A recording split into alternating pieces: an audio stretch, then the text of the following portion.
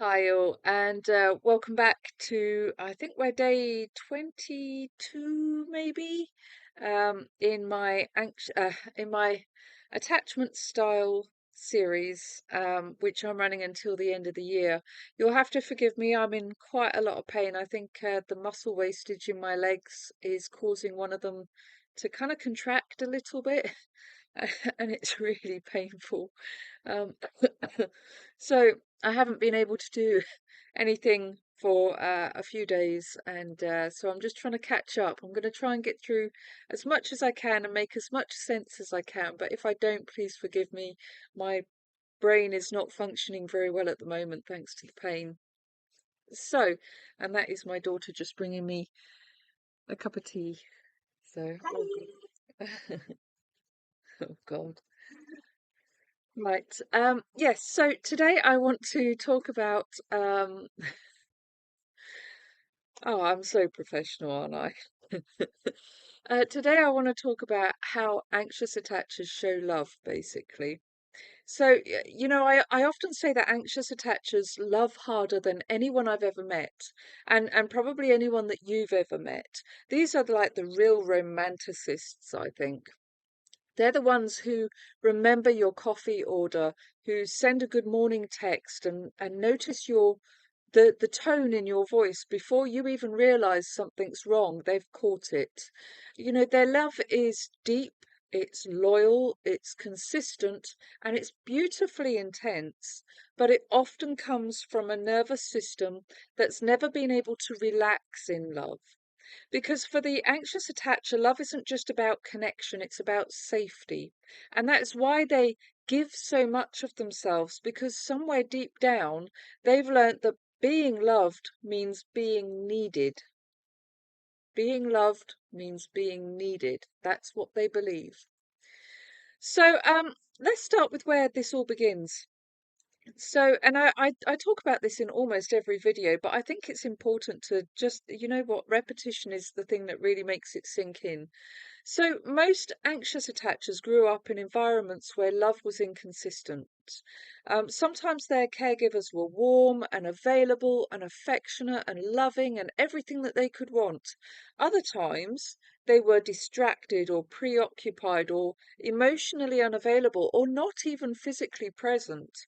And that inconsistency created uncertainty. So a child's brain wired itself to scan for signs. Is mum happy with me today? Did I do something wrong? Will dad be proud of me if I try harder? So that child learned to stay like hyper attuned, to anticipate emotional shifts and adapt quickly to avoid disconnection.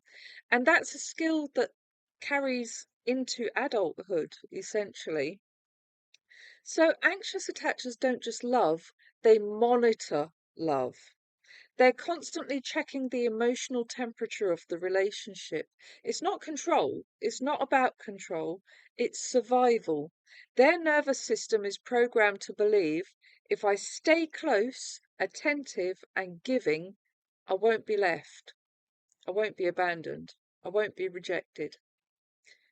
So when an anxious attacher falls in love, it feels all-consuming for them. They invest fast and fully, sometimes before the relationship has even shown it is safe. They express affection openly, they communicate often, and they're generous with time and touch and words. These are the real physical lovers. But the same traits that make them such beautiful lovers also makes them deeply vulnerable. Deeply, deeply vulnerable. So when their partner withdraws, even slightly, maybe a delayed text or a change in tone or less physical affection, that's a big one for anxious attachers, their brain doesn't register it as a neutral event. It registers it as danger. I'll get the words out sometimes. So it's not a neutral event for them. If there's a delay in texting that you know the timing that would normally be, or a change in the tone, or they think there's a change in the tone, or there's less physical intimacy or affection. They don't register that as a neutral thing. They don't think, oh, well, there must be something up. It's probably nothing to do with me. It registers to them as danger. It's a danger sign. And once that attachment alarm kind of goes off, the body responds with anxiety, racing thoughts, restlessness, like sometimes even a full-on panic attack. They might overanalyze every message or wonder, did I do something wrong? What did I do wrong? Where did I go wrong? What have I done this time? So they reach out, they send another message, they apologize, they try to fix things before they even know what's wrong. It's not about control, it's about reconnecting. They want to get back to that safety. Because to them, distance feels like rejection, and rejection feels like abandonment. So here's the part that often gets misunderstood. Anxious attachers overgive because it's what love used to require of them. In their early experiences, love had to be earned through compliance, through helpfulness, through emotional labor, or keeping the peace. So as adults, they repeat that pattern. They prioritize others, they anticipate other people's needs, and try to be everything to everyone, hoping it will make them indispensable. They might ignore red flags or their own exhaustion and needs because being too much feels safer than being unwanted. And when they do finally speak up, it often comes out as anxiety or frustration because their needs have gone unmet for far too long, not just by others, but also by themselves. This is why anxious attachers can swing between overgiving and then deep resentment. They don't want to be demanding, they just want to feel secure. But when your needs go unmet for so long, not just by others, but by yourself, that really builds a deep resentment within you. And eventually that bubbles up. They've been overgiving for so long, it bubbles up. So inside the mind of an anxious attacher is a constant like push-pull between hope and fear. They crave closeness but live with the dread that it might disappear. And when things feel good, their whole world lights up. It's like living in a fairy tale. Everything is beautiful, everything is wonderful. They feel safe, they feel connected and fully alive. But when they sense disconnection, even the slightest hint of it, it's like their nervous system drops through the floor, drops straight through the floor. That pain is irrational. That's not what I meant to say. That pain isn't irrational. My head is not working. I am so sorry. That pain isn't irrational. It isn't irrational. It's physiological, basically. So their attachment system literally activates the same stress response as physical danger does.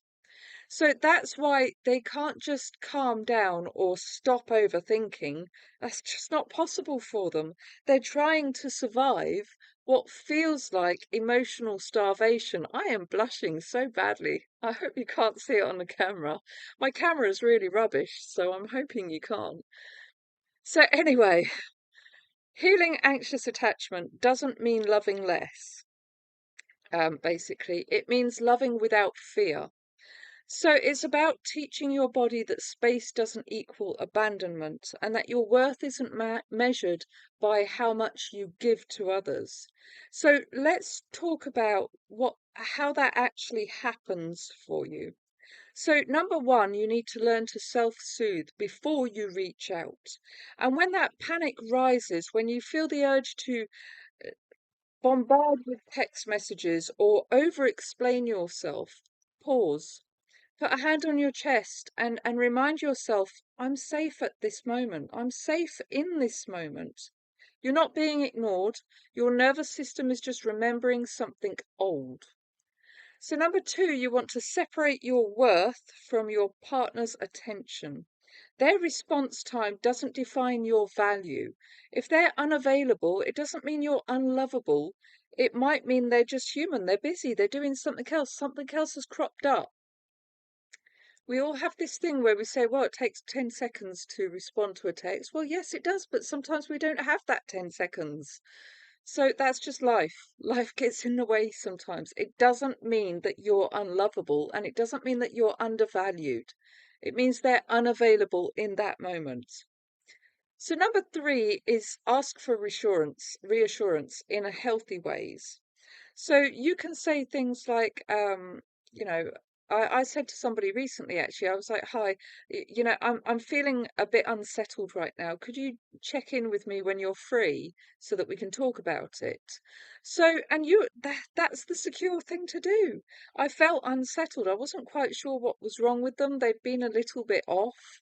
It turned out that it was they had an issue which I could actually help with, which I did help with, obviously. But their tone had been really sort of aggressive almost. So, when you need reassurance, ask for it, but ask for it in healthy ways. You can say, hey, I'm feeling a bit unsettled. Could you check in with me when you're free, when you get a moment, whatever? Vulnerability creates intimacy. Apology doesn't. So, and number four, stop proving and start allowing. So if you find yourself overdoing, and you will because that's what anxious attachers do, you need to pause. Let the other person show up too. When you're an anxious attacher, you tend to give and give and give and give and give, and then realize one day that nobody ever gives anything back to you. Let the other person show up too. They've got so used to you overgiving and them not having to do anything, not having to return that or reciprocate in any way, that half the time they give up, they stop, they don't bother. And then you get resentful. So let the other person show up. Healthy love flows in like both directions, believe it or not. So healing anxious attachment isn't about becoming detached. It's about creating enough safety within yourself that you can love without panicking. So, when an anxious attacher heals, by the way, something incredible happens. Like it's amazing. I've seen so many anxious attachers. It's probably the easier attachment style to recover from, really, to heal from. And it's wonderful to watch, and it's wonderful to have been through it myself, to be fair, because something incredible happens. Their love doesn't shrink, it like deepens, and their emotional intuition becomes a gift instead of a wound, and they can sense other people's needs without losing their own, and they can express love without needing it to be mirrored perfectly. They stop chasing reassurance and start embodying it, basically, because they've learned that love isn't earned through effort, it's nurtured through presence. So they stop falling for emotional unavailability and start being drawn to peace. They start saying things like, I love you and I'm okay if you need space. Go and have your space. Come back to me when you're ready. That's the voice of a secure nervous system. And when it's come from an anxious place, it is amazing. It is so lovely to see. These are still really heavily, really strongly loving people. They're just more secure with it. And if you're loved by an anxious person, you are so lucky. So lucky.